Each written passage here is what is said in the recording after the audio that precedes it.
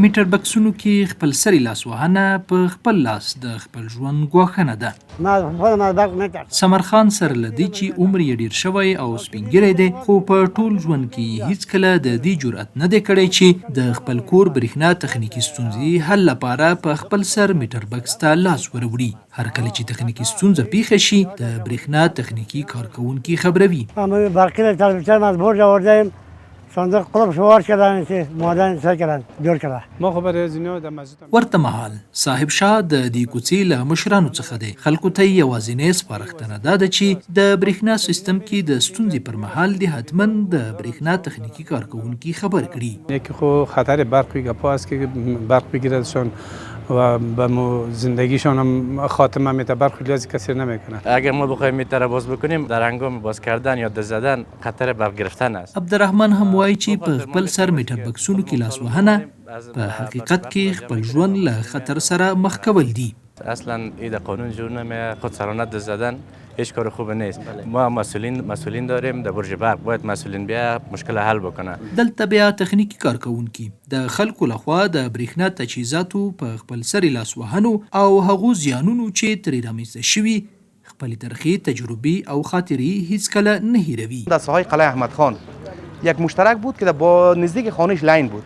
او میخواست خودسرانه بدون از اینکه در جریان باشه و بفهمه که لاین برق است یا نیست، او لاین پوش میکرد. در جریان پوش کردن لاین شورتی میکنه و باعث قطع دستش شد. که څه هم د ساتنې لپاره ټول میټر بکسونه د مسؤلو تخنیکی کارکونکو لخوا قلف شوي، خو له بده مرغه ځینې ښاریان دغه قلفونه ماتوي او خپل سرې لاسوهنه پکې کوي. یک تعداد مشترکین است که قلف میده میکنه و خودسرانه در صندوق دست میزنه.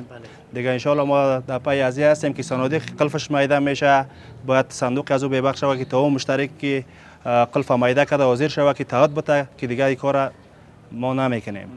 تا که تعهد نته جریان برق صندوق قطع نمیشه. د برېښنا په تجهیزاتو کې هر ډول خپل سرې لاسوهنه خطرناکه ده او کولی شي جدي ځاني او تخنیکی زیانونه رامنځته کړي. زمانی که میتر هموطنای ما در صندوق عارضه پیدا میکنه، همکارای ما در ساحه حضور دارند، با اونا به تماس شوند تا اونا بیاین عوارض میتر دیده و اقدام نمایند.